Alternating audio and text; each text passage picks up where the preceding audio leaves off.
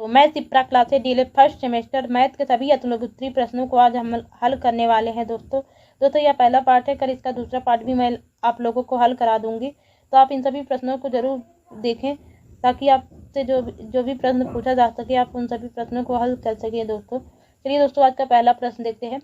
4 अंकों की बड़ी से बड़ी संख्या की उत्तरवर्ती या अनुवर्ती प्राकृतिक संख्या लिखिए। तो दोस्तों 4 अंकों की सबसे बड़ी संख्या क्या है? 9999। और उसमें क्या पूछा है? उत्तरवर्ती अनुवर्ती। दोस्तों उत्तरवर्ती अनुवर्ती का मतलब होता है एक जोड़ देना।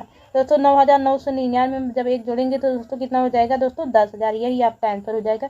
अगर यहाँ पे पूर्ववर्ती पूछ लेता तो क्या होता था? पूर्ववर्ती में एक घटा दिया जाता है, तो एक घटा देते तो क्या हो जाता है? 9,998 हो जाता है। लेकिन यहाँ पे उत्तरवर्ती या अनुवर्ती पूछा है, तो अनुवर्ती या उत्तरवर्ती का मतलब होता है दोस्तों एक जोड़ देना। चलिए दोस्तों, आज का दूसरा प्रश्न देखते हैं।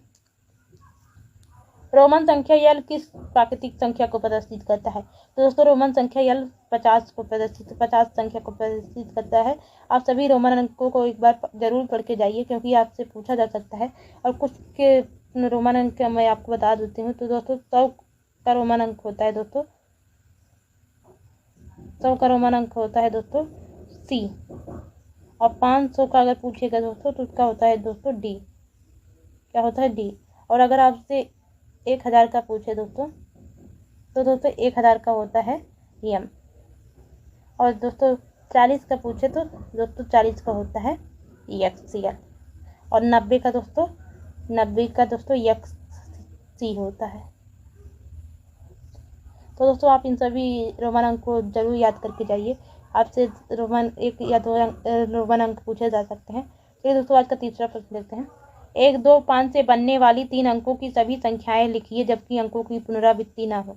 दोस्तों 1, 2 और 5 से बनने वाली सभी अंकों की संख्याएं लिखनी है और जिसका बार बार पुनरावृत्ति ना हो, यानी जो 2 बार ना लिखी जा सके। दोस्तों 1, 2, 5 से कौन कौन सी संख्या बन सकती है देखते हैं। 125 बन सकता है, 152 बन सकता है, 251 बन सकता है, 215 बन सकता है, 512 बन सकता है, 521 बन सकता है। तो दोस्तों आपसे ऐसे ही क्वेश्चन पूछे जा सकते हैं, ऐसे ही अंक बदल दिए जाएंगे और ऐसे पूछे जा सकते हैं। तो आप इसको एक बार जरूर देख लीजिए। चलिए दोस्तों, आज का चौथा प्रश्न देखते हैं। यदि किसी दिए हुए आयत की लंबाई 10 सेमी तथा चौड़ाई 5 सेमी हो तो आयत की लंबाई आधी कर दी जाए तथा चौड़ाई दुगनी कर दी जाए तो आयत का परिमाप पर क्या प्रभाव पड़ेगा? गणना द्वारा स्पष्ट कीजिए। तो दोस्तों क्या कहा गया? आयत की लंबाई कितनी गई दोस्तों? आयत की लंबाई दोस्तों 10 सेंटीमीटर और चौड़ाई कितनी दी गई है दोस्तों? 5 सेमी। तो आयत का परिमाप बराबर होता है दोस्तों 2 गुणे लंबाई प्लस चौड़ाई। ये दोस्तों सूत्र है आयत के परिमाप का, तो आप इस सूत्र को याद कर लें। आयत का परिमाप बराबर होता है 2 गुणे लंबाई प्लस चौड़ाई। तो लंबाई कितनी दी गई दोस्तों? 10 और चौड़ाई कितनी दी गई है दोस्तों? 5। तो दोनों को जब जोड़ेंगे तो दोस्तों कितना आएगा? 15 आ जाएगा। तो 15 का जब 2 में गुणा करेंगे दोस्तों कितना हो जाएगा? 30। यही आपका आंसर है दोस्तों 30। अब इसमें अभी एक और कुछ पूछा गया है, तो उसको भी देखते हैं क्या कहा गया है। कुछ और पूछा गया है, उसको हल करते हैं। तो दूसरी में कहा गया है यदि आयत की लंबाई आधी, तो दोस्तों आयत की लंबाई उसमें कितना दिया गया था? 10 दिया गया। और कहा गया था 10 आयत की लंबाई को आधी, आयत की लंबाई जब आधी कर देंगे तो दोस्तों कितना हो जाएगा? 5 हो जाएगा। और चौड़ाई कितनी दी गई थी दोस्तों? 5 दी गए थे। तो दोस्तों चौड़ाई को जब कहा गया है दुगनी कर दी जाए, क्या कर दी जाएगी दोस्तों? दुगनी कर दी जाएगी। तो जो दुगनी कर दी जाएगी तो कितना हो जाएगा? 10 हो जाएगा। अब आयत का सूत्र उसी से लगाना है दोस्तों। आयत का सूत्र क्या होता है दोस्तों? यही आयत का सूत्र हो जाएगा 2 गुणे लंबाई प्लस चौड़ाई। तो इसमें आपका लंबाई कितना हो गया दोस्तों? आधा हो गया, तो आधा रखेंगे, 5 रखेंगे। और चौड़ाई कितनी हो गई? दुगनी हो गई, तो चौड़ाई की जगह 10 रखेंगे। तो दोस्तों जब इसका गुणा करेंगे तो कितना आएगा? वही आंसर आ जाएगा जो ऊपर आया था दोस्तों 30 आएगा। तो आयत की परिमाप पर कोई प्रभाव पड़ा? नहीं पड़ा ना दोस्तों। देखो कोई प्रभाव नहीं पड़ा, ऊपर भी वही आंसर आया दोस्तों और नीचे भी वही आंसर आया। तो दोनों में कोई प्रभाव नहीं पड़ा, तो आपका आंसर दोनों यही हो जाएगा दोस्तों। चलिए दोस्तों, आज का 5वां प्रश्न देखते हैं। 100 का 3/4 प्लस 920 का 30% हल करें। तो दोस्तों 100 का बोला है 100 का 3/4। दोस्तों इसको ऐसे कर लेते हैं, ऐसे भी हल कर सकते हैं दोस्तों। 100 का 3/4 प्लस 920। अब 30% है, जब इसको परसेंटेज को हटाएंगे दोस्तों 30/100 लिख सकते हैं। यहाँ पे ऐसे 30/100 सॉल्व कर सकते हैं कि नहीं दोस्तों? कर सकते हैं ना दोस्तों, क्योंकि परसेंटेज को हटा देते हैं। जब परसेंटेज रहता है तो परसेंटेज जब हटाते हैं तो 30/100 हो जाएगा, क्योंकि परसेंटेज का चिन्ह जो होता है वो 100 होता है। तो दोस्तों अब इसको हल करते हैं। जब देखो दोस्तों 4 जब 100 को काटेंगे कितना आएगा? 4 दूनी 8, 4 पंचे 20। तो दोस्तों कितना आ गया? 20, 4 दूनी 8, 4 पंचे 20, 225 आ गया दोस्तों। यहाँ सॉरी दोस्तों 25। जब 25 का 3 में दोस्तों गुणा करेंगे तो कितना हो जाएगा? 75 हो जाएगा। ठीक है दोस्तों, अब इसको प्लस, अब इसको हल करते हैं। 1 0 से 1 0 कैंसिल, 1 0 से 1 0 कैंसिल। जब 92 का गुणा 3 में करेंगे दोस्तों कितना आ जाएगा? 276 आएगा। अब दोस्तों इसको जोड़ लेते हैं। कितना आएगा जोड़ने के बाद? आ जाएगा दोस्तों हमारा 351। ये दोस्तों आपका आंसर हो जाएगा। चलिए दोस्तों आज का छठा प्रश्न देखते हैं। यदि किसी वर्ग की एक भुजा 6 सेमी है तो उसका क्षेत्रफल ज्ञात कीजिए। तो दोस्तों वर्ग का क्षेत्रफल का सूत्र होता है भुजा स्क्वायर, या आप उसे भुजा गुणे भुजा लिख सकते हैं। भुजा गुणे भुजा, ये भी आप लिख सकते हैं। तो भुजा आपको कितना दिया गया है दोस्तों? 6 दिए गया। 6 रखेंगे और इसमें भी 6 रखेंगे। जब दोस्तों 6 का गुणा 6 में करेंगे तो कितना हो जाएगा? 6 का गुणा दोस्तों 6 में करेंगे तो हो जाएगा 36। यही आपका आंसर हो जाएगा दोस्तों। चलिए दोस्तों 7वां प्रश्न करते हैं। यह +5 का होल वर्ग का मान ज्ञात कीजिए। तो दोस्तों ये ए स्क्वायर प्लस बी स्क्वायर के सूत्र की तरह होता है दोस्तों। ए स्क्वायर बी स्क्वायर का सूत्र क्या होता है? A square plus B square plus 2ab। इसी तरह इसको भी हल किया गया है। तो इसमें जब इसका गुणा करेंगे x square plus B square क्या हो जाएगा? 25 हो जाएगा, और इसका हो जाएगा 2 15 10 एक्स हो जाएगा दोस्तों। तो इसी सूत्र से इसका हल है दोस्तों। चलिए दोस्तों आज का 8वां प्रश्न देखते हैं। संख्या 13 39 273 का मात्रा ज्ञात कीजिए। दोस्तों आप भाग बीज से भी मात्रा निकाल सकते हैं, या आप लासा बीज से निकालना चाहें तो लासा बीज से दोस्तों ऐसे निकलेगा अलग अलग 39 और 273।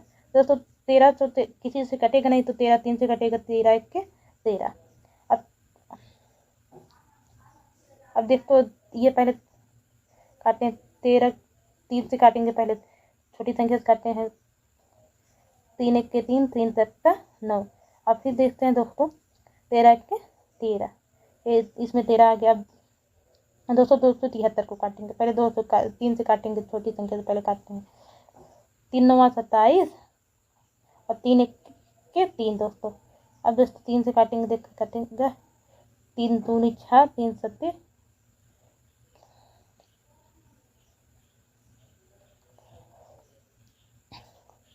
चलिए दोस्तों आज का 8वां प्रश्न देखते हैं। तो दोस्तों ये मात्रा विधि है। मात्रा विधि में क्या किए हैं? पहले भाग दे दिए 13 को 39 में, तो दोस्तों 13 का जब 40 कट गया, फिर 13 का 273 में भाग दिए। तो दोस्तों आपका मात्रा इसमें 13 आ गया है। अब इसको आप लासा बीज से कर सकते हैं। तो लासा बीज से कैसे करेंगे दोस्तों? लासा बीज से पहले अलग अलग संख्या का निकालेंगे, 39 का, फिर 273 का। पहले दोस्तों 13 तो किसी से कटेगा नहीं, 13 से 13 खुद से ही कटेगा, 13 1 के 13 हो जाएगा। अब 39 को पहले दोस्तों 3 से कटेगा, देखते हैं दोस्तों। 3 1 के 3, 3 3 का 9। अब किससे कटेगा? 13 खुद ही से कटेगा, तो 13 1 के 13। दोस्तों इसमें भी 13 आया और इसमें भी 13 आया। अब 273 को पहले देखते हैं दोस्तों किससे कटेगा। तो दोस्तों लास्ट में विषम संख्या है तो 2 से नहीं कटेगा, ये तो पहले ही पता है। तो दोस्तों पहले देखते हैं 3 से कटता है। 3 9 27, 3 1 के 3। अब दोस्तों देखते हैं किससे कटेगा। 3 से कटेगा, 3 दूनी 6, 3 3 का 9।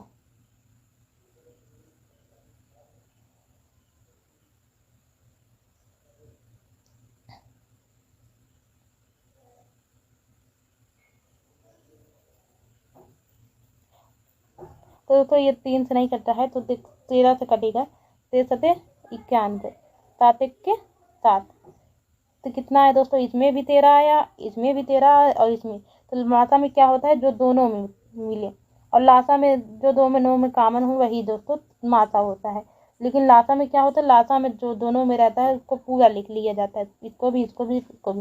लेकिन इसमें मात्रा में क्या होता है? जो दोनों में कॉमन है। तो 13 इसमें भी आया, 13 इसमें भी आया, 13 इसमें भी आया। तो आपका मात्रा बराबर क्या हो गया दोस्तों? मात्रा बराबर आपका हो चुके हैं 13। चलिए दोस्तों आज का 9वां प्रश्न देखते हैं। राकेश ने 65% अंक वार्षिक परीक्षा में प्राप्त किए। यदि पूर्णांक 500 रहा तो राकेश को कितने अंक प्राप्त हुए? तो दोस्तों कुल प्राप्त किए 65% और पूर्णांक कितना था 500, तो 500 का 65% ज्ञात करना है दोस्तों। तो इसका हो जाएगा 65, जब परसेंटेज को हटाएंगे तो 65/100 हो जाएगा दोस्तों। चलिए दोस्तों हल करके दिखाते हैं। 500 पूर्णांक था, 500 में 65 मतलब परसेंटेज को हटाएंगे तो दोस्तों हो जाएगा 65/100। अब दोस्तों शून्य से एक शून्य कैंसिल और एक शून्य से एक शून्य कैंसिल। अब दोस्तों 65 का जब 5 में गुणा करेंगे तो दोस्तों हमारा आ जाएगा 325। यही आपका दोस्तों आंसर हो गया। चलिए दोस्तों आज का 10वां प्रश्न देखते हैं। समीकरण 3x - 5 बराबर x + 3 को हल करना है। तो दोस्तों इसमें x वाले पद को एक तरफ कर लेते हैं और अंक वाले पद को एक तरफ कर लेते हैं। दोस्तों जब इधर x इधर प्लस में है तो इधर दोस्तों अगर प्लस रहता है तो उधर जाएगा तो माइनस हो जाएगा, अगर माइनस रहेगा तो इधर आएगा तो प्लस हो जाएगा। तो दोस्तों इसमें देखते हैं x इधर प्लस में है तो इधर आएगा तो दोस्तों माइनस हो जाएगा, और ये माइनस है तो इधर जाएगा तो प्लस हो जाएगा। तो दोस्तों यहाँ पे इधर x है, इधर माइनस हो गया, और इधर ये -5 था, इधर आएगा तो दोस्तों +5 हो गया। तो दोस्तों 5 में जब 3 जोड़ोगे तो कितना हो जाएगा 8, और 3x में से दोस्तों x गया तो 2x। अब 2x में 8 का जब अब x 8 में दोस्तों जब 2 का भाग देंगे तो कितना हो जाएगा दोस्तों x बराबर, अब इधर 2 इधर गुणा में तो इधर जाएगा दोस्तों भाग में हो जाएगा। तो आप 2 का भाग जब 8 में देंगे तो दोस्तों कितना हो जाएगा x बराबर 4। यही हमारा दोस्तों आंसर हो गया दोस्तों। चलिए दोस्तों ग्रामर प्रश्न देखते हैं। सभ्यता के विकास के समय संख्याएं क्या कहलाती हैं? तो सभ्यता के विकास के समय गिनती की संख्या प्राकृतिक संख्या कहलाती हैं। दोस्तों इन सभी प्रश्नों के उत्तर आप पढ़ लीजिएगा। संख्या किसे कहते हैं? तो जिन शब्दों से वस्तुओं की गिनती का बोध होता है उसे संख्या कहते हैं। संख्या का आशय क्या है? तो संख्याओं को जिन संकेतों द्वारा व्यक्त किया जाता है उसे संख्यांक कहते हैं। चलिए दोस्तों 14 प्रश्न देखते हैं। संख्या 3477 में दोनों सात का स्थानीय मान निकालिए। तो दोस्तों स्थानीय मान ऐसे निकलता है दोस्तों, आप ऐसे भी निकाल सकते हैं। दोनों सात का बोला तो इसका ये देखते हैं पहले, इकाई दहाई सैकड़ा ऐसे देख लेते, सैकड़ा हजार। तो दोस्तों 7 जहाँ पे इकाई पे यानी 1 से गुणा हो जाएगा, 7 1 के 7। और दोस्तों दूसरे 7 किसके स्थान पे है? दहाई यानी 10 से गुणा होगा, 70। तो ही दोनों 7 का स्थानीय मान निकाला था, तो पहले 7 का मान 7 हो गया और दूसरे 7 का मान 70 हो जाएगा दोस्तों। तो दोस्तों 15वां प्रश्न हल करते हैं। 65 का 74 को हल कीजिए। दोस्तों इसका गुणा करेंगे, पहले 4 दूनी 8 24, फिर 7 का गुणा दोस्तों इसमें करेंगे 7 दूनी 14, 42 43 दोस्तों जोड़ने पर इतना आपका आंसर आ गया। तो दोस्तों 16वां प्रश्न देखते हैं। 72 को 12 से भाग दीजिए। तो 12 का जब दोस्तों 72 से भाग देंगे, क्योंकि छोटी संख्या से बड़ी संख्या में भाग दिया जाता है, तो 12 का 76 में भाग दे दिए तो दोस्तों 72, आपका यही आंसर आ गया दोस्तों। चलिए दोस्तों 17वां प्रश्न देखते हैं। 1/2, 1/3 एवं 3/4 में सबसे बड़ी भिन्न कौन सी है? तो दोस्तों आपको अगर भिन्न ज्ञात करनी कौन सी सबसे बड़ी भिन्न है तो आप ऐसे कर सकते हैं दोस्तों। पहले तीनों का लासा लेंगे, नीचे वाली हर का पहले तीनों का लासा ले लेंगे दोस्तों। कितना आएगा दोस्तों देखते हैं। 2 3 और 4 है। पहले 2 से काटेंगे, 2 1 के 2, 3 नहीं कटेगा, 2 दूनी 4। फिर देखते हैं 2 कटेगा दोस्तों, 2 1 के 2, अब 3 से कटेगा, 1 1 के 1, 3 1 के 3, 3 1 के 3 दोस्तों। लासा कितना है? 2 दूनी 4, 4 नहीं 12 दोस्तों। हमारा लासा कितना आ गया? 12 हमारा लासा आ गया। लासा कितना है? लासा हमारा 12 आ गया। अब 12 आ गया दोस्तों, पूरे का लासा कितना है? 12, यानी पूरे का लासा दोस्तों 12 आ गया। अब इसमें क्या करना है? अब इसमें दोस्तों 12 आ गया, तो अब इसमें अगर 6 का गुणा करेंगे तो 6 दूनी 12, और ऊपर भी क्या हो जाएगा? 6 के 6 हो जाएगा, क्योंकि हर बराबर करने के लिए 6 से गुणा करेंगे, 6 दूनी 12। और इसमें भी दोस्तों, अब दोस्तों पहले इसे ऐसे समझाते हैं। 1/2 है। अब इसमें एक पूरे क्लासा लिए तो कितना आया दोस्तों? 12 आया था। अब इसमें जब 6 का गुणा करेंगे तो दोस्तों हमारा ये तब 12 होगा, और ऊपर भी तब क्या हो जाता है? 6 से 12 हो जाता है। तो इसका कितना है? पहली वाले का 6 दूनी 12, 6/12 आ गया। और इसी तरह दूसरी वाले का करते हैं। इसमें 4 से गुणा करेंगे तब 4 से 12 होगा, और ऊपर कितना से गुणा होगा दोस्तों? 4 से गुणा, 4 1 के 4 और 4 12। उसी तरह दोस्तों 3/4 का भी करते हैं। अब इसमें कितने का गुणा करेंगे? 3 से 4 12, और 3 3 का 9। तो दोस्तों कितना आ गया, 3 से गुणा हो, 3 3 का 9, 4 से 12। यानी कौन सी संख्या हमारी बड़ी है, 6/12, 4/12 या 9/12। तो दोस्तों हमारी जो तीसरी संख्या है 9/12 ये बड़ी है। तो आपकी कौन सी संख्या बड़ी हो जाएगी, 3/4 ये वाली संख्या दोस्तों बड़ी हो जाएगी। इसमें वाली संख्या सही है 3/4। तो ये दोस्तों आज का 18वां प्रश्न देखते हैं। 4/9 प्लस 3/9 में क्या जोड़ें। तो दोस्तों इसमें क्या करना है, हर बराबर है सीधे हर को में लिख दो और ऊपर अंश को अंश में जोड़ देते हैं। जब हर बराबर रहता है तो हर को ऐसे लिख लिया जाता है, और दोस्तों अंश बराबर नहीं है तो अंश को क्या करते हैं, जोड़ लेते हैं। अंश में जब 4 में 3 जोड़ेंगे तो दोस्तों कितना हो जाएगा, 7 7/9। यही हमारा आंसर हो जाएगा दोस्तों। चलिए दोस्तों 19वां प्रश्न देखते हैं। दशमलव संख्या 462.562 का स्थानीय मान चार्ट द्वारा दर्शाइए। दोस्तों इसको ये स्थानीय मान दिया गया है, इसको इकाई, दहाई, सैकड़ा और दशमलव को दसवां कहते हैं, सौवा कहते हैं, हजारवां होता है। तो यही दोस्तों यही है, इसको आप देख लीजिए। तो ये दोस्तों गुणनखंड किसे कहते हैं, जिसको जब 8 में 5 का गुणा करते हैं तो गुणनखंड 40 होता है। तो यहाँ 8 व 5 का गुणनखंड क्या हो जाएगा, 40 हो जाएगा। चलिए दोस्तों 21 प्रश्न रखते हैं। अपवर्तक किसे कहते हैं, कुछ संख्याओं के अपवर्तक बताइए। जब कोई संख्या जिन संख्याओं से पूरी पूरी विभाजित हो जाती है वे संख्याएं संख्या का अपवर्तक है। अब दोस्तों 2 किससे किससे कटता है, 2 दोस्तों 1 से कटता है और 2 से कटता है। अब 6 दोस्तों किससे कटे, 1 से कटेगा, 2 से कटेगा, 3 से कटेगा, 6 से कटेगा। इसी तरह 15 भी 1 से कटेगा, 3 से कटेगा, 5 में। यानी जो संख्याएं जिससे जिससे कटती हैं वो संख्याएं को अपवर्तक, उसी संख्या का अपवर्तक होता है। चलिए दोस्तों ये भी आप ध्यान से पढ़ लीजिएगा दोस्तों। चलिए दोस्तों 22 प्रश्न करते हैं। अपवर्त्य या गुणज का उदाहरण सही समझाइए या एवं अपवर्त्य में ध्यान देने योग्य बातें। दोस्तों अपवर्त्य क्या होता है, जब किसी संख्या में प्रातीक संख्याओं से गुणा करने पर उस संख्या के विभिन्न गुणज अथवा अपवर्त्य प्राप्त होते हैं। उसी तरह तो दोस्तों 1 में 1 2 3 4 5 1 से गुणा सबका हो जाता है, 1 से 2 का गुणा भी होता है, 3 का गुणा और 7 का 7 दूनी 14, 7 3 21 जैसे पूरे दोस्तों पूरे जहाँ था इन्फिनिटी तक दोस्तों ऐसे 8 का गुणा दोस्तों पूरा ये सब देख लीजिए दोस्तों।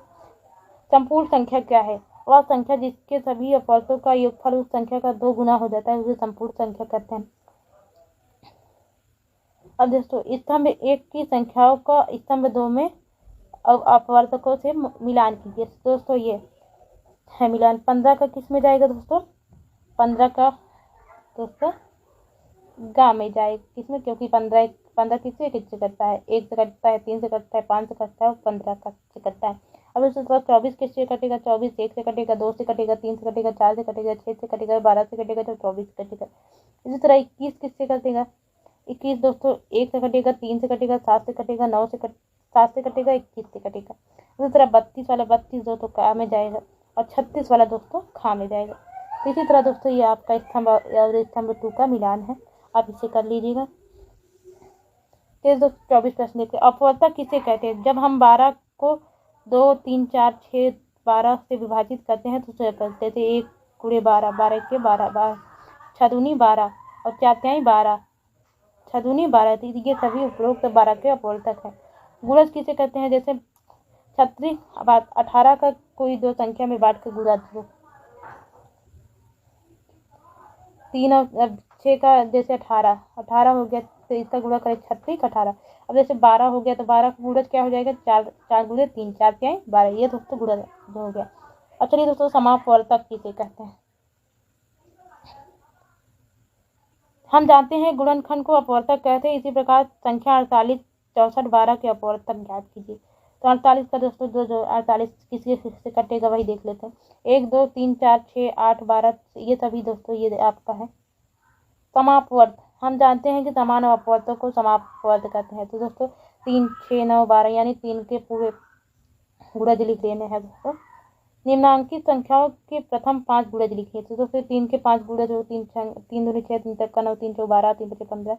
4 के गुणज 4 दूनी 8 4 12 4 चौ 16 दोस्तों। अब इसमें एक संख्या का दूसरी 15 किसका गुणज है दोस्तों, 8 का गुणज है या 50 का गुणज, 15 दूनी दोस्तों 30 हो जाएगा। 15 दूनी 15 किसका गुणज है दोस्तों, 30 का गुणज है। और 16 किसका गुणज है, 8 का दोस्तों, 8 दूनी 16।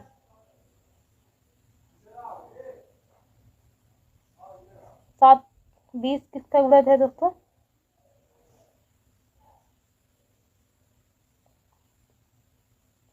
16 दोस्तों। 15 किसका गुणज है? 15 20।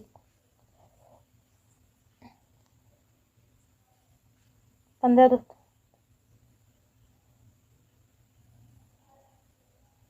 15 दोस्तों 3 का गुणज है।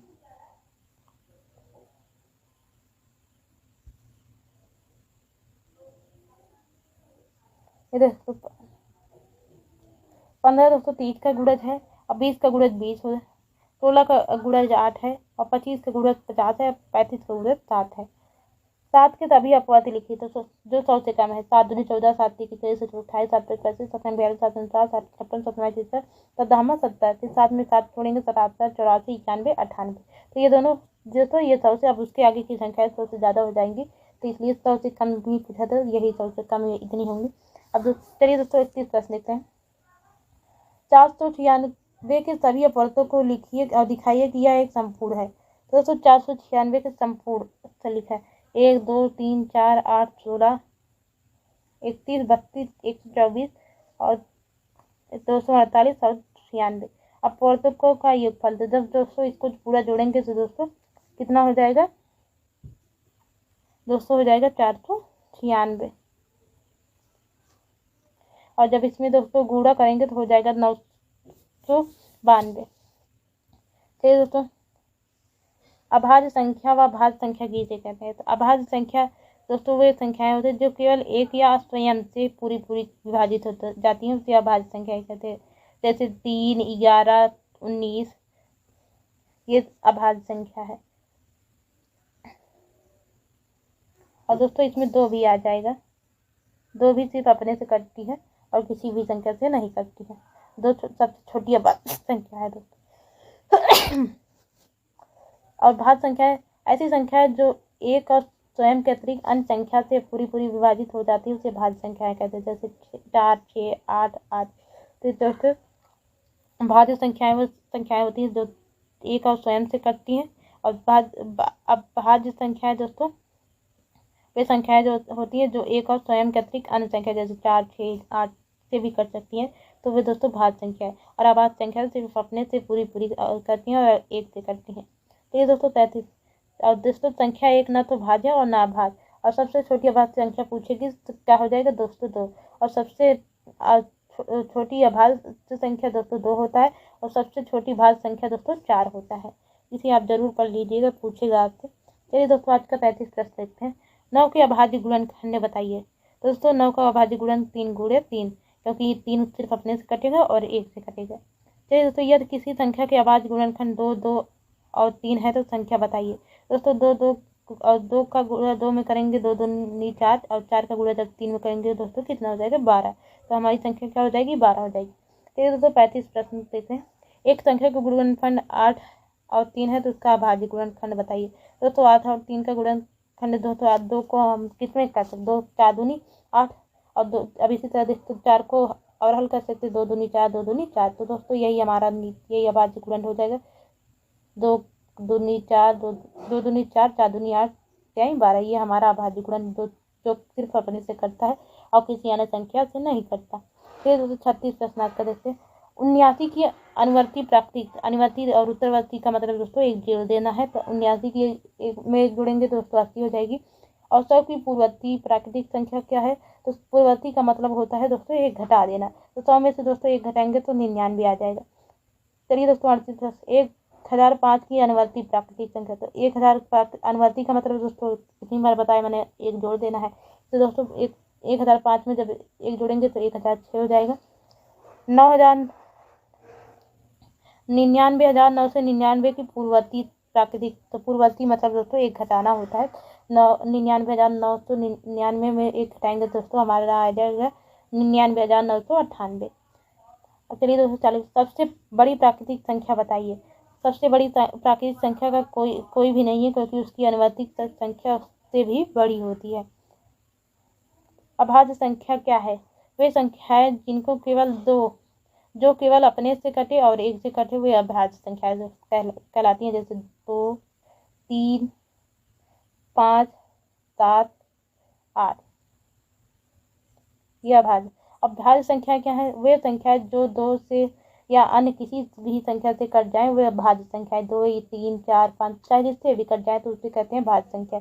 जैसे 4, 6, 8, 10, 12। दोस्तों ये किसी भी संख्या से कट सकती हैं तो इसे क्या कहते हैं? भाज्य संख्या। तो दोस्तों आज का 43 प्रश्न, संख्या एक कैसी है? तो दोस्तों संख्या एक न बस प्राकृतिक संख्या है, न यह भाज्य संख्या और न अभाज्य संख्या। सबसे छोटी अभाज्य संख्या कौन सी है? तो दोस्तों सबसे छोटी अभाज्य संख्या 2 है। सहअभाज्य संख्या किसे कहते हैं? दो संख्याएं सहभाज्य कहलाती है यदि उनमें एक के अतिरिक्त कोई अन्य उभयनिष्ठ अपवर्तक न हो। अभाज्य गुणनखंड किसे कहते हैं? यदि किसी संख्या के सभी गुणनखंड अभाज्य संख्याएं हो तो उसे अभाज्य गुणनखंड कहते हैं। महत्तम समापवर्त किसे कहते हैं? महत्तम समापवर्त दी गई संख्याओं का सबसे बड़ा सर्वविभाजक होता है। तो दोस्तों महत्तम समापवर्त में जो दोनों संख्याओं में कॉमन होता है, जैसे 2, 2, 2, इसमें दोनों जो दो कॉमन होता है वही लिखा जाता है। और जो लासा में क्या होता है? तो लासा में पूरे के लिख दिया, इसमें कॉमन नहीं देखता। अगर 2 का लासा 2, 3 भी है, 4 भी है, 4 भी है, इसमें पूरे को लिख दिया। लेकिन मासा में क्या होता है दोस्तों? जो कॉमन रहता है वही लिखा जाता है। चलिए दोस्तों आज का 48 समापवर्त क्या है? संख्याओं के समान अपवर्तों को उनका समापवर्त कहते हैं। लघुत्तम समापवर्त कहते हैं। लघुत्तम समापवर्तों में सबसे छोटा समापवर्त ही उनका लघुत्तम समापवर्त होता है। जिन संख्याओं का भाग विधि से लघुत्तम समापवर्त ज्ञात कीजिए।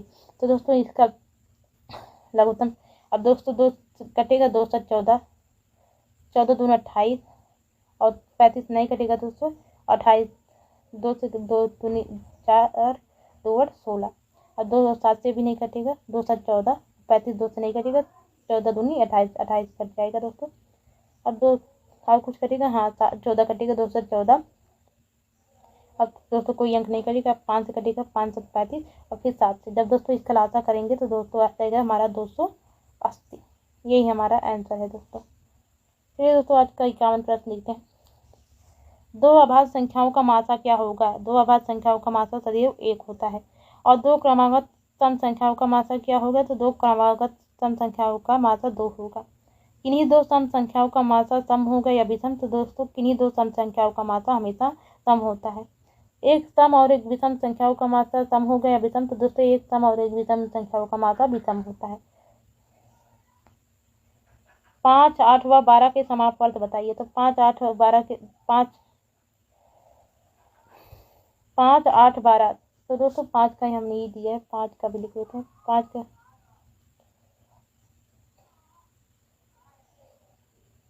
5 का हो जाएगा, 5 किससे किससे कटेगा? 1 से कटेगा और 5 से कटेगा दोस्तों। तो दोस्तों इसमें जो जो कॉमन है वही वही लिखना है। तो दोस्तों 5 में सिर्फ कॉमन क्या है? 1 है। और 12 में कॉमन क्या है? 12 में 1, 2, 3, 4, इसमें भी कॉमन है, ये कॉमन है। और दोस्तों 2 कॉमन है, 2 कॉमन है और 4 कॉमन है, 4 कॉमन है और कुछ दोस्तों कॉमन है नहीं। तो ये तीनों कॉमन है, तो इसी 1, 2, 3, 4, तो इसमें यही कॉमन है। तो दोस्तों यही लिख लो, यही तीनों का समापवर्त है। फिर 56 प्रश्न आज का देखते हैं। अभाज्य गुणनखंड द्वारा निम्नांकित संख्याओं के मासा ज्ञात कीजिए। तो 144 का मासा हो जाएगा 2, 2 दूनी 4, 4 दूनी 8, 8 दूनी 16, 16 3। तो इसका मासा हो जाएगा। तो दोनों में कॉमन क्या है देखते हैं। इसमें दोस्तों 2, 3 और 3, 2 5 6 36 18, ये दोस्तों इसका मासा हो गया। इसी तरह दोस्तों इसका भी अभाज्य गुणनखंड, दोस्तों इसका भी जो दोस्तों कॉमन होता है वही लिखते हैं दोस्तों।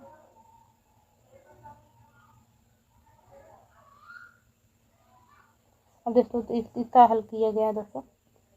आप इन सभी प्रश्नों को एक बार देख लें, आपसे ये सभी प्रश्न पूछे जा सकते हैं।